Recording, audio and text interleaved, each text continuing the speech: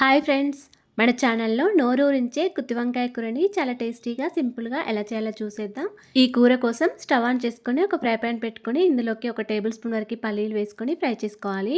పల్లీలు ఫ్రై అయిన తర్వాత కొద్దిగా పచ్చి కొబ్బరి, ఒక 10 వరకు జీడిపప్పు, ఒక టేబుల్ స్పూన్ వరకు నువ్వులు, ఒక చిన్న దాల్చిన చెక్క ముక్క, 4-5 లవంగాలు, ఒక 3 వరకు యాలకులు వేసుకొని కొద్దిగా ఫ్రై చేసుకొని స్టవ్ ఆఫ్ చేసుకోవాలి. ఇవి పూర్తిగా చల్లారిన తర్వాత మిక్సీ జార్లోకి వేసుకొని మెత్తగా గ్రైండ్ చేసుకోవాలి.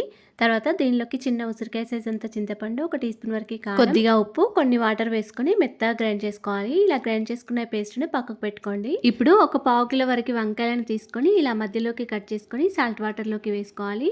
తర్వాత స్టవ్ ఆన్ చేసుకొని కడాయి పెట్టుకొని దీనిలోకి ఒక 2 టేబుల్ స్పూన్ల వరకు ఆయిల్ వేసుకొని ఆయిల్ కొద్దిగా వేడైన తర్వాత కట్ చేసుకొని పెట్టుకున్న వంకాయలను వేసుకొని కొద్దిగా ఫ్రై చేసుకోవాలి.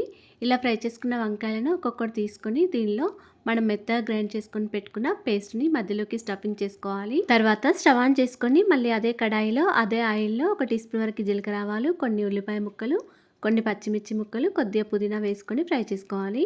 తర్వాత ఒక టీ స్పూన్ వరకు అల్లం వెల్లుల్లి పేస్ట్, ఒక 1/2 టీ స్పూన్ వరకు పసుపు వేసుకొని అల్లం పచ్చివాసన పోయే వరకు ఇలా కొద్దిసేపు ఫ్రై చేసుకోవాలి. తర్వాత మనం స్టఫింగ్ చేసుకొని పెట్టుకున్న వంకాయలన్నిటిని కూడా వేసుకొని మొత్తం అంతా ఒకసారి కలుపుకోవాలి. ఇలా కొద్దిసేపు ఫ్రై అయ్యే వరకు మూత పెట్టుకొని ఉంచుకొని మళ్ళీ మూత తీసేసి మొత్తం అంతా ఒకసారి కలుపుకోవాలి. వంకాయల్లో స్టఫింగ్ చేసుకోగా మిగిలి ఉన్న పేస్ట్ని, కొన్ని వాటర్ని, అలాగే ఒక 2 టీ స్పూన్ల వరకు కారం, రుచికి తగినంత సాల్ట్ వేసుకొని మొత్తం అంతా ఒకసారి కలుపుకొని ఇలా మూత పెట్టుకొని ఉంచుకోవాలి. కూరలో ఇలా కొద్దిగా ఆయిల్ పైకి తేలే వరకు ఉంచుకొని చివరిగా కొద్దిగా కొత్తిమీర కూడా వేసుకొని మొత్తం అంతా ఒకసారి కలుపుకొని వంకాయలు చక్కగా ఉడికి ఇలా ఆయిల్ పైకి తేలే వరకు ఉంచుకోవాలి. అంతేనండి, ఎంతో టేస్టీగా ఉండే గుత్తి వంకాయ కర్రీ రెడీ అయిపోయింది. వీడియో నచ్చితే లైక్ అండ్ ఫాలో చేయడం మర్చిపోకండి. Thanks for watching.